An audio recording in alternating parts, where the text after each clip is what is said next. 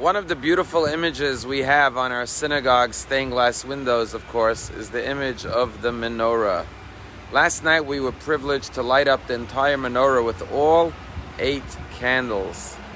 And today we're putting away our menorah. However, we will transition tonight, on Friday night, into the Shabbat candles.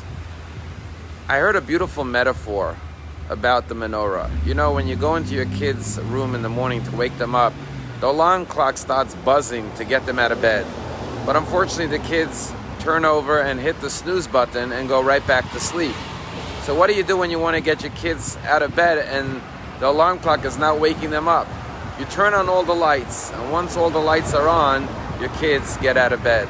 Same thing, we start the year in Rosh Hashanah with blowing the shofar. And we blow the shofar to wake us up from our lethargic sleep and arouse ourselves to live inspired. However, sometimes we hit the snooze button on life and we say we just want to go back to sleep. So on Hanukkah we start lighting the menorah, 1 candle, 2 candles, until we light up all 8 candles.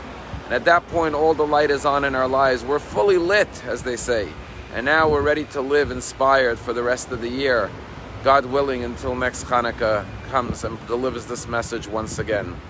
You know, in this week's Torah portion, we have the beautiful story of the brothers of Joseph coming to Egypt to buy food during the famine. And of course, they arrive before Joseph, who is the viceroy of Egypt, and he recognizes them, and he accuses them of being spies. And the question is, what kind of an accusation is that? What was the basis for saying that the brothers were spies?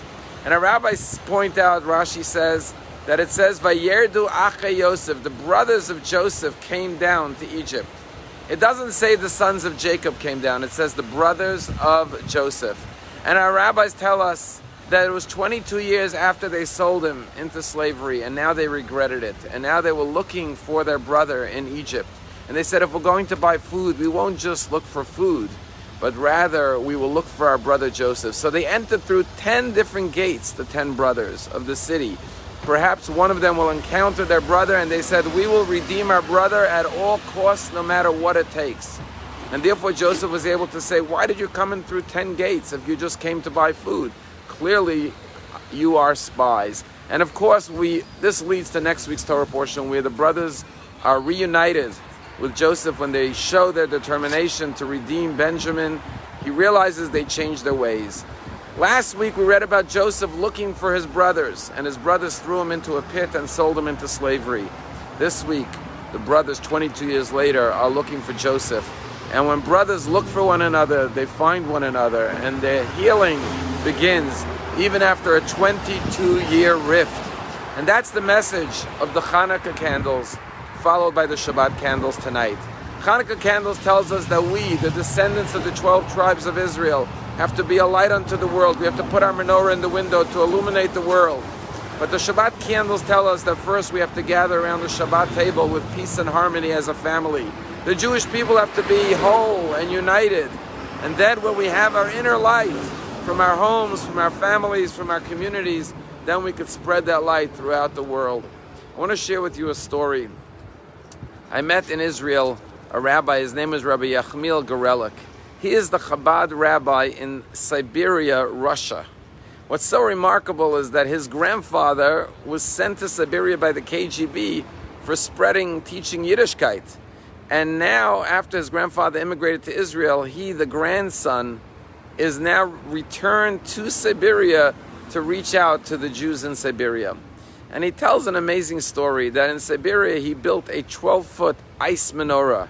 And because the weather is so cold, the menorah stands for all 8 days of Hanukkah. And every night he lights the menorah in the public square for the Jews of Siberia. And one night, as he lit the menorah, a man came over to him and said, Rabbi, I need to speak to you. He said, sure. He said, I am a priest, a Protestant priest.